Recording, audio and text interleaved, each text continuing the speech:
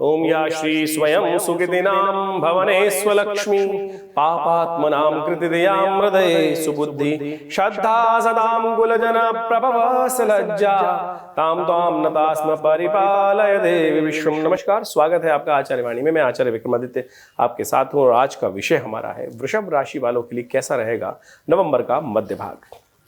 देखिए, वृषभ राशि वालों, नवंबर वैसे ही बहुत महत्वपूर्ण है। इस बार कई ग्रहों का परिवर्तन आपको देखने को मिला। शनि महाराज मार्गी हुए, राहु परिवर्तित हुए, अब मंगल परिवर्तन हो जा रहे हैं, फिर सूर्य परिवर्तन का योग बनाएंगे और मंगल अस्त होते हुए परिवर्तन का योग बना रहे हैं। शनि मंगल के साथ टकराव हो जाएगा 17 अगर हम बात करें 17 नवंबर के बाद से। तो ऐसे में कई ग्रहों का विचित्र योग आपकी राशि में कई ग्रहों का अवसर प्रदान करेगा, कई उठापटक होने के अवसर प्रदान करेगा।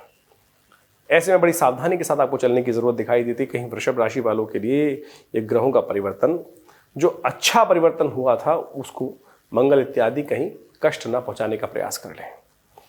साथ साथ नवंबर में विशेष तौर पे कई ग्रहों का परिवर्तन, जो कि साथ साथ कई शुभ मुहूर्त भी बन रहे हैं। और नवंबर का मध्य भाग तो इसमें बहुत विशेष महत्व रखता है। सबसे पहले दिवाली, छोटी दिवाली, धनतेरस, सोमवती अमावस्या, छठ पर्व और विशेष तौर पर गोवर्धन इत्यादि, गोपाष्टमी, कई प्रकार के उत्सव पड़ रहे हैं। और जो सब ये उत्सव नहीं है केवल, ये एक शुभ मुहूर्त का प्रभाव है कि यदि इन मुहूर्तों में हम जो प्रार्थना करते हैं, हमारे ऋषि उन्होंने इसको शुगर कोटेड बना के रखा, जो करते हैं वो हमारे भाग्य को उदय करने का योग बनाती है, हमारे ग्रहों के कष्टों को निवारण करने का योग बनाती है। ज्योतिष वो विधा है कि जिसके द्वारा हम समझ सकते हैं कि आने वाले समय में ग्रहों का योग हमारे साथ क्या करने जा रहा है, शुभ या अशुभ।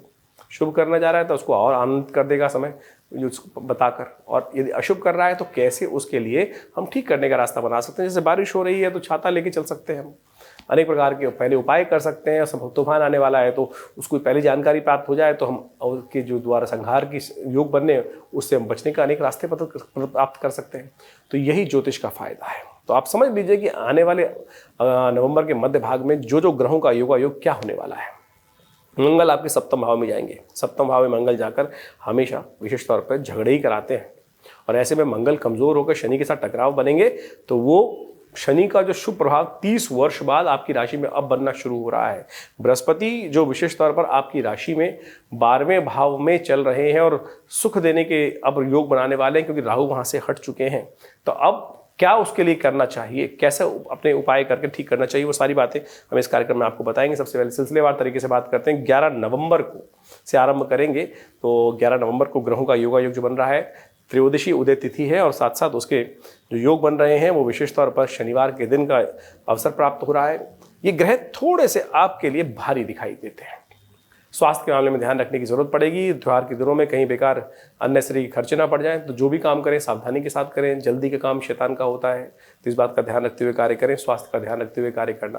प्रथम सुख निरोगी काया, इस बात का ध्यान रखिएगा वृषभ राशि वालों। तो कहीं हल्का सा थोड़ी सी दिक्कत आपके स्वास्थ्य पे प्रभाव खराब ना कर दे, इस बात का ध्यान रखते हुए कार्य करना है आपको। हनुमान जयंती पड़ेगी उस दिन। इस कष्ट को ठीक करने के लिए सबसे श्रेष्ठ उपाय यह है, ऐसे में मंगल आने वाले समय में जो खेल करेगा, बिगाड़ने का काम करेगा आपकी राशि के अनुसार से, उसका पहले से उपाय कर लीजिए। हनुमान जयंती है उस दिन, सुबह सुबह हनुमान जी के निमित्त हनुमान चालीसा का पाठ, हनुमान जी को चूल्हा चढ़ाएं। हनुमान जी के निमित्त उस दिन विशेष तौर पर चूरमे का भोग लगाएं। यदि हो सके सामर्थ्य हो तो सवा मनी का भोग लगा दीजिए। ये देखिएगा मंगल आने वाले समय में अभी 17 जनवरी तक उठापटक होने की योग देने वाले हैं, उन सबसे रक्षा हो पाएगी। भद्रा है इस दिन, ध्यान रखिएगा। सुबह 1 बजे के 57 मिनट से लेकर रात्रि पर्यंत रहेगी। तो नया कार्य दोपहर के बाद करना ठीक नहीं होगा, कष्ट हो सकता है। नया कॉन्सेप्ट, नया प्रोजेक्ट हाथ में लेना नुकसानदायक हो सकता है, विघ्न उत्पन्न करने वाला हो सकता है। 12 नवंबर को दिवाली है। आप सबको बहुत बहुत शुभकामना। दिवाली आपके लिए शुभ हो, आपके परिवार के लिए कल्याणकारी योग बनाए। और इस दिन दिवाली का मुहूर्त जो है वो सबसे पहले इंपॉर्टेंट होता है, वो नोट कर लीजिए। शाम को करीब करीब 17:25 से लेकर पौने 11 बजे तक रात्रि में ये मुहूर्त रहेगा। इसका लाभ आप लें और सुंदर तरीके से घर परिवार के साथ आनंद के साथ पूजा करें। हम एक अलग से वीडियो बनाएंगे जिसमें हम बताएंगे पूजन कैसे किया जाए दिवाली का, वो आप देख लीजिएगा और बहुत सुंदर रहेगा। उसमें सब में लाभ के, आपके जीवन में कल्याण के योग बनेंगे। रविवार की दिवाली वैसे ही बहुत कल्याणकारी योग बनाने की अवसर प्रदान करने वाली है, और भगवती आप सबकी मनोकामना सिद्ध करे। एक टोटका बता देते हैं आपको। दिवाली का महापर्व पूजन का पर्व है, अंशुत साया होता है, और इस दिन 14 के साथ दिवाली का योग पड़ा है। अमावस्या का जो योग है वो शाम को दोपहर के बाद आरंभ होगा। कई लोगों में भ्रांति उत्पन्न कर दी है कि दिवाली 13 की है। नहीं, 13 की नहीं पड़ सकती दिवाली, क्योंकि स्वाति नक्षत्र शाम को है, अमावस्या शाम को पड़ रही है, तो दिवाली मुहूर्त का विषय है। तो दिवाली का महापर्व का जो समय बताया है वो बहुत सुंदर है, इसमें कहीं कोई भेद नहीं है। कुछ लोग भ्रांति उत्पन्न करने का, उनका काम ही भ्रांति, उससे हटें, निवारण की तरफ जाएँ सुंदर तरीके से। एक उपाय हम जो बताने जा रहे हैं नोट कर लीजिए। दिवाली के निषेध काल के अंदर जो सुंदर उपाय जब चल रहा हो, रात्रि में पूजन करने के उपरांत भगवती का स्तवन करें रात्रि सूक्त के द्वारा। विश्वेश्वरीं जगत धात्रीं स्थिति संहार कारणीं निद्राम भगवती विष्णुवतलाम तेजसा प्रभु, ये भगवती का रात्रि सूक्त है। साथ साथ यदि इसके साथ साथ दिव्य अथर्व शीर्ष का पाठ भी कर लिया जाए, जो भगवती की स्वयं बहुत सुंदर प्रार्थना है, दिव्य अथर्व शीर्ष, और भगवती को इस प्रार्थना करते हुए कमल के पुष्पों की शैया प्रदान की जाए। कहा जाता है पूजन के बाद जब आशीर्वाद मांगते हैं हम, तो हम ये आशीर्वाद मांगें कि भगवती आप हमारे यहाँ ही विश्राम करें। जब हमने पूजन किया, आवाहन किया, आपने आवाहन किया है, मंत्र विज्ञान के अनुसार से आप आवाहन करते हैं, ये श्रद्धा नहीं है, ये वास्तविक तौर पे आवाहन के द्वारा प्राण प्रतिष्ठा करके भगवती का आवाहन करके वहाँ प्रतिष्ठित किया जाता है। तो हम प्रतिष्ठित विसर्जन ना करें, हम प्रतिष्ठा करके भगवती को वहीं शैया प्रदान करें कमल के पुष्पों की। माँ भगवती पूरे वर्ष तक हमारे घर में ही विराजें। कमल के पुष्पों को एक थाली में सजाकर, कमल के गट्टे रखकर, मखाने रखकर, सुंदर तरीके से थाली सजाकर माँ भगवती को वहाँ अर्पित करें और यही प्रार्थना करें कि भगवती वहाँ रहें। और साथ साथ यदि स्त्री सूक्त का यज्ञ कर सकें तो बहुत सुंदर रहेगा। ये दिव्य प्रयोग है। क्या करेंगे ग्रह, यदि ये उपाय कर लिया जाए तो माँ भगवती कृपा अवश्य जीवन में कल्याण का योग बनाएगी। तो सुंदर तरीके से ग्रहों का योगा योग सुंदर है आपके लिए। दिवाली आपके लिए कल्याणकारी रहने वाली है, तो ध्यान रखते हुए कार्य करें। लेकिन ध्यान रखना है स्वास्थ्य का। स्वास्थ्य के निमित्त महामृत्युंजय मंत्र का जप कर लें, चावल का दान करें, अच्छा रहेगा। 13 नवंबर को दिवाली का तो पूर्ण हो जाएंगे, उसके बाद अगले दिन अमावस्या की उदय तिथि है। और ये अमावस्या साधारण नहीं है, असाधारण अमावस्या है। सोमवार का दिवस, सोमवती अमावस्या। आपके ग्रह थोड़े भारी हैं, स्वास्थ्य का आपको ध्यान रखने की ज़रूरत है। जगह जगह पॉल्यूशन फैल रहा है, स्वास्थ्य का ध्यान रखते हुए ध्यान रखिएगा। विशेष तौर पर 11, 12, 13 में स्वास्थ्य के लिए ग्रह आपके भारी दिखाई देते हैं। तो ऐसे में विशेष तौर पर आप अपने लिए महामृत्युंजय मंत्र का जप करिए, चावल का दान करिए। और इस दिन सोमवती अमावस्या के दिन चावल का दान करना आपके लिए सबसे श्रेष्ठ है, और महामृत्युंजय का जप करना, त्र्यंबक का जप करना सबसे श्रेष्ठ रहेगा। और एक बात और, राहु इस वक्त आपके लिए परम शुभ चल रहे हैं, और सोमवती अमावस्या के दिन राहु के लिए जो दिव्य उपाय कर लिए जाते हैं वो बड़े कल्याणकारी होते हैं। जैसे 18 महीने के लिए राहु आपके लिए भाग्य जगाने के लिए आए हैं, समस्त कष्टों को डंडा मार के दूर भगाने के लिए आए हैं। ऐसे में एक उपाय कर लीजिए, राहु और शक्ति संपन्न हो जाएंगे और आपके समस्त ग्रहों पर राज करेंगे, क्योंकि इस वक्त आपके लिए 18 महीने के लिए यही चमत्कार उत्पन्न करने वाले हैं। 4 पूजा वाले नारियल लेकर सुबह सुबह स्नान करने के उपरांत किसी चलते पानी में उसको प्रवाहित कर दीजिए। ये सुंदर रहेगा, कल्याणकारी योग बनाएगा, आगे बढ़ने के अवसर आपको प्रदान करेगा। 14 नवंबर के लिए ग्रह समझ लीजिए, ये बहुत सुंदर आपके लिए परिवर्तन का योग बन रहा है, और ये आपके लिए मोटिवेट भी करेगा, नया बुद्धि में विचारों का संचार करेगा। लेकिन ग्रह थोड़े हल्के रहेंगे, इसको शक्ति संपन्न कराना पड़ेगा आपको। मंगलवार का दिन है और उस दिन नया वर्ष भी आरंभ हो रहा है, साथ साथ अन्नकूट भी है। तो कोशिश ये करें, हनुमान चालीसा का पाठ करें, ओम नमो भगवते वासुदेवाय इसका जप करें, शालिग्राम जी का स्नान कराएं, अन्नकूट करें, गोवर्धन पूजा करें। यही उपाय हैं। हम कैसे कोई उपाय नहीं बता रहे हैं कि जो आपको आमतौर पे लोग नए नए उपाय निकाल के लाने का प्रयास करते हैं। नए उपाय कौन लेके आ सकता है? शास्त्र सम्मत उपाय ही बताने का प्रयास करना चाहिए। आजकल शौक हो गया है लोगों को, पंडित जी कुछ नया उपाय बताएंगे। अरे नया कोई पंडित जी घर से नहीं लाएंगे। शास्त्र में जो विधि के अनुसार से उपाय बताया जाएगा, मंत्र वही है, मंत्र वही जो निकल के आएंगे।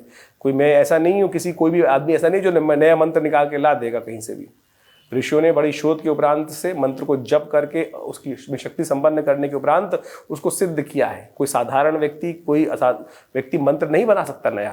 तो ये सब चीज़ें आप भ्रांति हटाने का प्रयास करें। अन्नकूट है उस दिन, और हमने इस सुंदर पर्व को देखते हुए आश्रम पे एक बड़ा विशाल कार्यक्रम रखा है, नवग्रह शांति महायज्ञ, साथ में सुंदरकांड और साथ में अन्नकूट, गोवर्धन की पूजा, सुंदर भंडारा है। आप सादर आमंत्रित हैं, कोई फीस नहीं ली जाती आश्रम में किसी भी कार्यक्रम की। आप सादर आमंत्रित रहें, कल्याण के योग बनेंगे। बहुत सुंदर ग्रहों का योग है। वहीं 15 नवंबर की बात करें तो ग्रह आपके अनुकूल चल रहे हैं, थोड़े कमज़ोर हैं, लेकिन उनको शक्ति संपन्न दे देंगे तो बहुत अच्छा रहेगा। भैया दूज है उस दिन, और ऐसा कोशिश करें उस दिन दूज भी है उस दिन, और विशेष तौर पर कोशिश ये करनी चाहिए कि यमराज जी का पूजन करना चाहिए। आपके ग्रह अनुकूल चल रहे हैं, लेकिन आने वाले समय में समय भारी है, ग्रह परिवर्तन के योग बनने वाले हैं, उन सबको ठीक करने का आपको प्रयास करना चाहिए। ऐसे में एक दिव्य उपाय आपको बता रहे हैं, वो अवश्य करने का प्रयास कीजिएगा। एक उपाय है आपको विशेष तौर पर जो करना है, एक आग के पत्ते पर एक दिया लेकर शाम के समय किसी चलते पानी में उसको प्रवाहित कर दें। ओम यमाय नमः इस मंत्र का, यम दीपदान करने का प्रोसेस है ये, इसको अवश्य करें। पूर्वजों के निमित्त किया जाता है और पितृदोष से निवृत्ति के लिए, अनेक प्रकार की अनाम बलाओं से निवृत्ति करने के लिए उपाय किया जाता है। इसको करने के कल्याण होगा। 16 नवंबर को ग्रहों का परिवर्तन होगा, मंगल का, सूर्य का और चंद्रमा का परिवर्तन होगा। ये परिवर्तन आपके लिए थोड़ा सा भारी दिखाई देता है, हमें ओवरऑल समझा जाए तो। ये अननेसेसरी एग्रेसिवनेस बढ़ाएगा आपके लिए, थोड़ा सा झगड़ा बढ़ाएगा, अशांति उत्पन्न करेगा, स्वास्थ्य भी खराब करेगा, बंधन देगा। तो सब चीज़ों को ध्यान रखते हुए कार्य करने की ज़रूरत है आपको। सबसे श्रेष्ठ उपाय जो आपको करना चाहिए वो नोट कर लीजिए। सबसे अच्छा ये उपाय रहेगा कि हनुमान जी के मंदिर में जाकर पीपल के पत्तों की माला हनुमान जी को अर्पित करें। हो सके तो नमक का दान करें। ये उपाय कर आप कष्टों को दूर कर सकते हैं, इससे लाभ होगा। संक्रांति का पुण्य अगले दिन होगा। सूर्य क्योंकि रात को करीब 1:20 में परिवर्तित होंगे, संक्रांति का पुण्य अगले दिन माना जाएगा। तो उसके निमित्त उपाय बताएं तो वो नोट कर लीजिए। चावल का दान, उड़द का दान, मीठे का दान, घी का दान, गुड़ का दान, ये सब कर आप संक्रांति के पुण्य को प्राप्त कर सकते हैं। चंद्रमा थोड़ा क्षीण चल रहा है तो इसको उपाय कर लीजिए, आपके कष्टों को दूर करने वाला उपाय रहेगा। भाई 18 नवंबर की हम बात करें तो ये महत्वपूर्ण दिन है आपके लिए। पॉजिटिव चेंजेस आने शुरू होंगे, ग्रहों का परिवर्तन होगा और ये परिवर्तन आपके लिए धर्म में रुचि जगाएगा और साथ साथ आपके मन को भी सरल सज्जनता की तरफ लेके जाएगा। ये दिन अच्छा है, शनिवार का अवसर है, कोशिश करें साबुत उड़द का दान करना आपके लिए कल्याणकारी रहेगा। 19 नवंबर को छठ है, उस दिन षष्ठी तिथि उदय तिथि है, सप्तमी तिथि का क्षय हो गया है, लेकिन बड़ा सुंदर पर्व है छठ महापर्व। कोशिश करें स्नान करके भगवान सूर्य को अर्घ देने के लिए सुंदर व्यवस्था करें उस दिन। देखिए आपके लिए ग्रह योग समझने, सूर्य खराब है इस वक्त, एग्रेसिवनेस बढ़ा रहे हैं, तो ऐसे में ये उपाय करेंगे तो बहुत सुंदर रहेगा, आपके लिए कल्याणकारी योग बनेंगे। हो सके तो आटे का दान कर दीजिए, हो सके तो गेहूं का दान कर दीजिए। ये सब उपाय करके आप लाभ ले सकते हैं, क्योंकि 1 महीने के लिए ग्रह इस वक्त सूर्य आपके लिए परिवर्तित की तरफ चले गए हैं और ये आपके लिए 1 महीने के लिए अननेसेसरी, सब चीज़ें बढ़िया चलते हुए, भाग्य उदय होने के चांस होते हुए, फिर भी अननेसेसरी आपकी मूड में एग्रेसिवनेस बढ़ाने वाले हैं। तो ये उपाय करें, अच्छा योग है, करें, लाभ होगा। वहीं 20 नवंबर की हम बात करें तो उस दिन ग्रहों का परिवर्तन का योग है, ये आपके लिए शुभ है, वो मोटिवेट करेगा और आपके काम की कद्र होने के योग बन सकते हैं। गोपाष्टमी है, कोशिश करें गौ पूजन करें, अपनी शक्ति के अनुसार से गौ पूजन करें। भद्रा है, इस दिन सूर्योदय से लेकर शाम के करीब 4 बजे तक। तो नया कार्य करना से अपने आप को परहेज करने का प्रयास करें, नए प्रोजेक्ट हाथ में लेने से बचें। 4 बजे के बाद का समय शुभ है, उस समय गौ पूजन कर गौ का आशीर्वाद लेते हुए कार्य करें, कल्याण होगा।